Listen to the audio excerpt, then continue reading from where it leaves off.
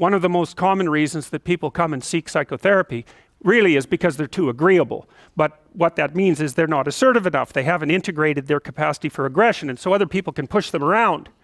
And they're very conflict avoidant. And so the consequences of that across time is that you don't stand up for yourself well enough, and you get taken advantage of, and that spirals badly downward. And so partly what you do when you're doing assertiveness training with people is you find out what they're angry about. And they're usually angry if they're not assertive enough because other people are taking advantage of them, or you could say because they're not putting their own necessities forward with enough force. It's hard to distinguish between those two things. But anyways, you get them to talk about what they're angry about. That often makes them cry, often many times. And then you get them to kind of envision what they would want to have instead, which they're often afraid to do because people are afraid to think about what they want, because that makes it more clear when they're not getting it, and that's painful, right? Or maybe they're afraid of hoping, so they won't specify a clear aim. But anyways, you get them to think about what they might want instead. You get them to think about the costs of not pursuing that, and then you help them develop strategies for integrating their aggression and with their thinking so that they can come up with a plan to approach the world in a more confident way. So for example, someone might come to me and say, I'm being bullied badly at work. And so then I'll say, well, what are your options? You have to put up with it? Well, we'll figure that out, because maybe you do. Maybe you don't have options. But here's how to find out. Get your damn CV together so it's pristine, right? It's ready to go. Get over your fear of a new interview, because people are generally afraid of that. Get over your fear of applying for a new job. Start thinking about what it would mean to have a different job.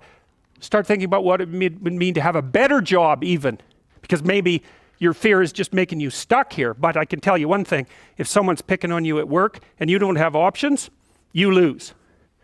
So you get the person to start building a strategy. It's like, okay, if you're going to tell this person to stop, you have to know how to make them stop. And the one thing you need for sure is an option.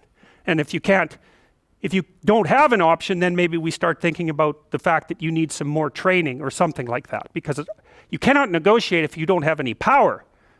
So, because especially if you're dealing with someone who's really out to get you or really disagreeable, if you don't have a leg to stand on, they'll just push you over, and maybe they'll jump on you too, because that's what they're like and they enjoy it anyways. So it's no joke.